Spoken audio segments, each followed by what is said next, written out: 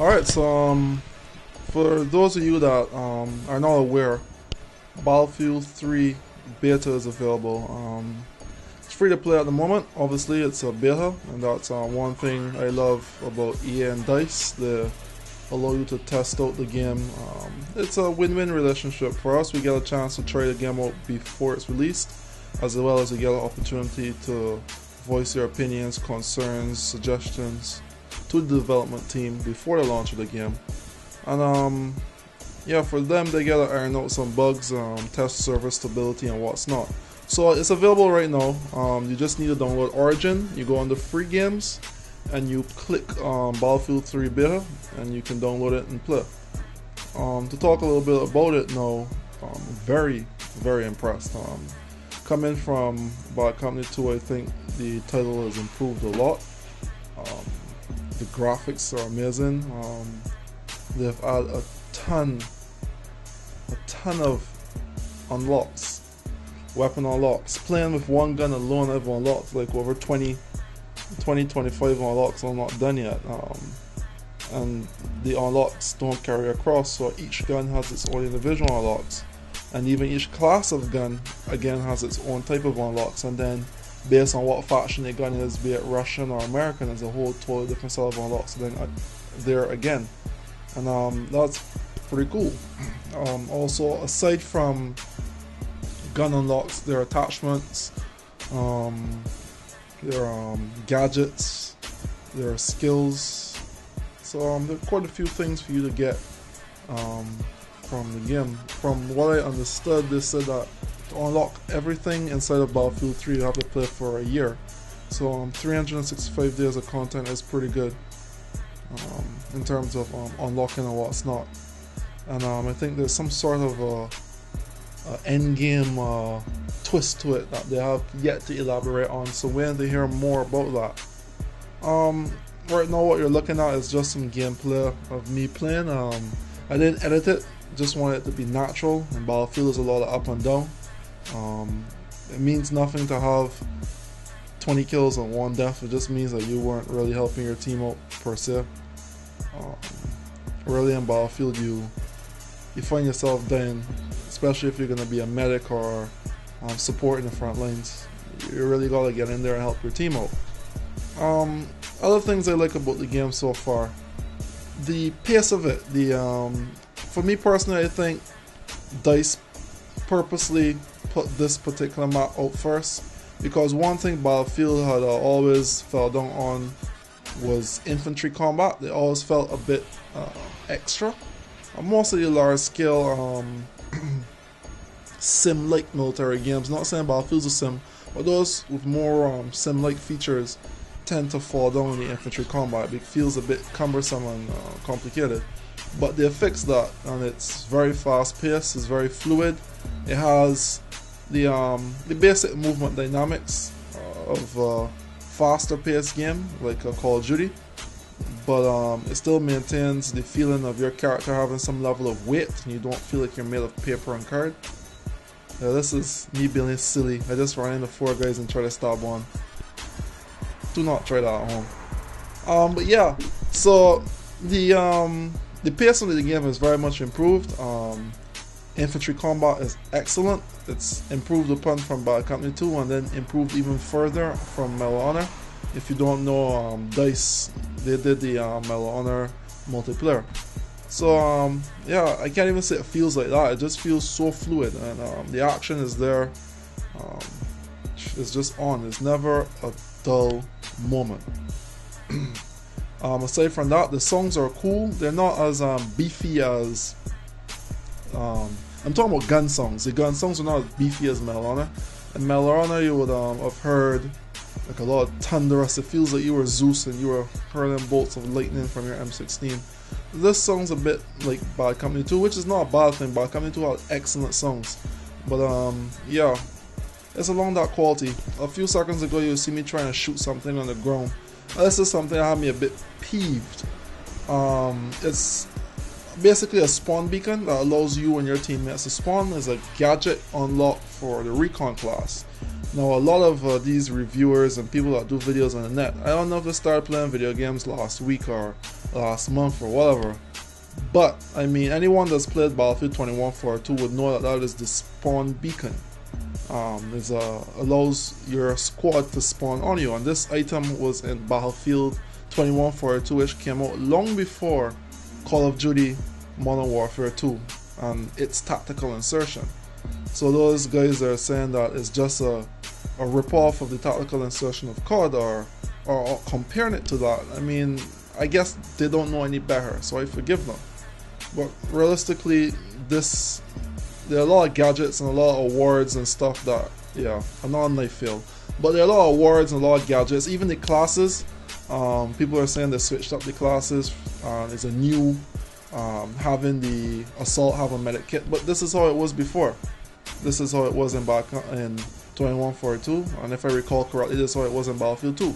The assault was always a medic. It only changed in the Bad Company series, which is just a spin-off. So yeah, people need to play more games before they start doing these random comparisons and stuff. But back to the beta, the map is Metro. It's a really nice map. I have my peas with it. I'm not too fond of the open area to start with. I tend to really like the new urban Battlefield style. For me in Battlefield, if you're going to give me an open area, give me a vehicle. They removed the IFV from this, don't know why, but hopefully they add it back in for the retail version of the game. I really love the subway fighting. It's really intense, it's close quarters, it's mad. So it brings you from the open area where everything is open and large scale into a much tighter area of combat, which is a tip would be to use a class that's more suited for long range, or customize your gun if you're using the M416 or the M16. Probably put on an ACOG or a longer range scope for the outside, and then you switch for indoors. What works really well in here are flashlights. They get in your face, you can't see shit. Temporarily blinded, and then you get hosed down, you don't know where you're getting shot from. So yeah, that was an interesting tip you may want to try out. Oh, turn your flashlights off before pointing at teammates. It kind of blinds them as well. You press T to toggle the flashlight on and off. Another key tip would be for the guns, you can switch to fire mode, which is really cool. You don't get that in a lot of modern shooters today. You can switch between full auto and single shot, and if the gun has burst fire, you can use that as well. So something like the M416 can have both single shot, burst, and full auto. So the gun can change roles based on the attachments. You slap on a long range scope, a tripod, put it on single shot, and you got yourself a functioning sniper rifle of sorts. You'll stick in a heavy barrel as well, and that's a really cool thing. You could customize the guns completely. You can have one gun that serves as a SMG, serves as a LMG, serves as a sniper rifle, which is realistically how it is in real life. Guns have multiple configurations. You see me here configure my guns. This is what I'm talking about. There are a lot of add-ons. There's 3 slots, and there's a variety of add-ons for the weapons. So other things to talk about. The bipods are really cool. I like that you can put your bipod down and you can get a more stable fire platform. Just blaze through a crowd of people. What is interesting to find out is not only support gets the bipods, assault rifles and carbines. So assault and engineer as well can get bipods, which is pretty cool. The personal defense weapons, the PDWs, the PP2000 and the AMP45 you see me using in this video, they're pretty awesome. They're, yeah, you can use them on any class, and it allows you to level up. For me, I use them on support. I don't quite like the support guns as are, but I like the ability to throw down ammo when needed. So I'm using the support class with a PDW, the UMP45. I have the silencer on and the red dot sight. I took off the laser dot sight because it was counterproductive to having the silencer on. It gave me away. So yeah, the PDWs are pretty cool. There are quite a few. I see the P90 there. I want to unlock that. That's always a nice weapon. What else is there? I'm running on Ultra, by the way. Using AMD Phenom is the 1100T. It's a 6-core processor. I'm running on a 6950 GPU. 16 gigs of RAM, and one of these gigabyte gamer boards. I think it's MSI. Only those, I can't quite remember the motherboard, but those are my system specs. It plays really well. It runs much better than expected based on how it looks. And I'm frapsing, so you know fraps usually takes off a good 20-30 frames. I'm still running at a solid 60 plus.